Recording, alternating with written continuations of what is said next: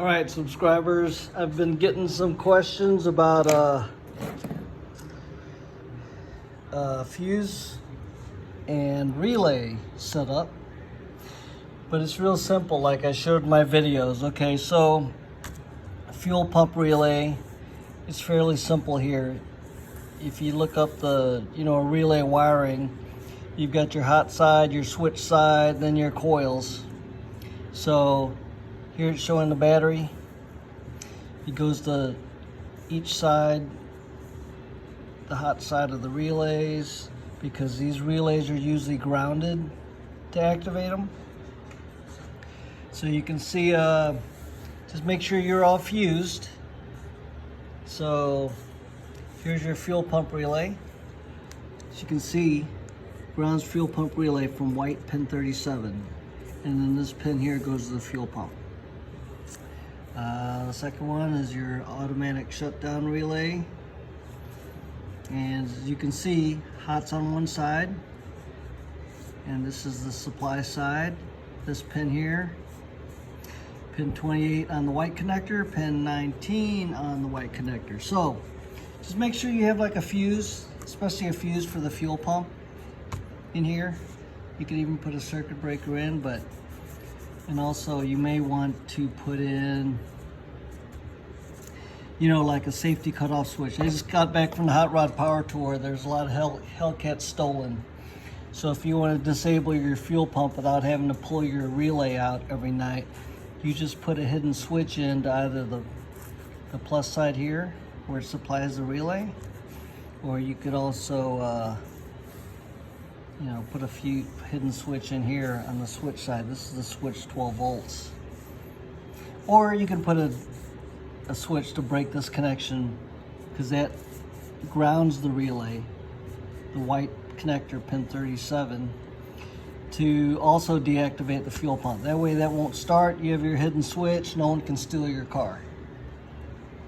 Like in my case, I use a Saginaw tilt column out of a Cordoba. And that was one of the easiest GM columns to smash and start by breaking the side. They even sell an armor collar for it, because they were always so easy to steal. Okay, so ASD relay. Here's your switch side. After this is the hot side. This gets grounded by pin 3 of the white connector. So now relay is closed and it's going to pin 28 of the white connector, pin 19 of the white connector. The other relay you're going to need is the starter relay, if you use that. I'm just using my factory Mopar starter relay and switch, but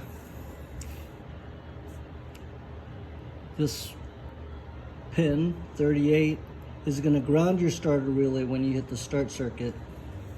If you're using you got to energize the wire on that one connector.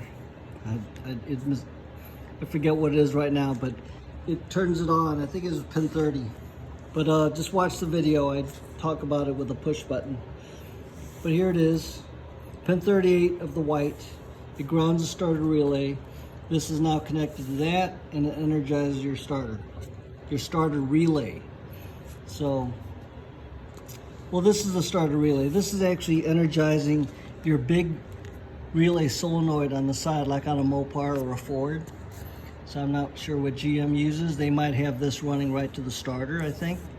But I always make sure that's going through another relay to hold the amperage going through that little wire. Okay, so your switch 12 also goes to these two here. Black connector, pins 11 and 12.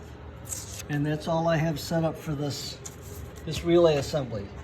Okay, also the ODB2 connectors. If you've got HP tuners, you want to read or write to your PCMs, or like in my videos, this Altel reader from Walmart, which is this guy right here, $49. I think there's a newer version out now. It's $59. I'm not sure if it does everything, but I used it to program my keys. I showed it talking to my throttle where the pedal's opening and closing the throttle.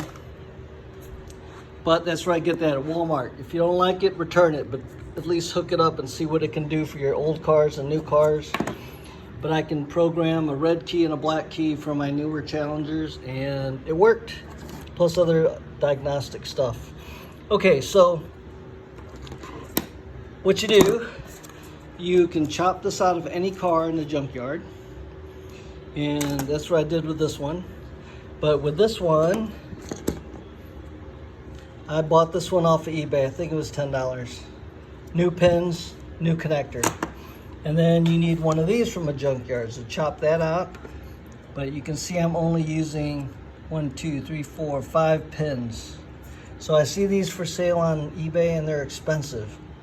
This little wiring setup to read and write your PCMs. But on a Mopar, all I use is the CAN bus plus and CAN bus minus, the ground and the hot. So you can see here, 4 wires. Okay, and then you need one of these, you need one of those, one of these, and then you're set up. Wire it like this. Let's see.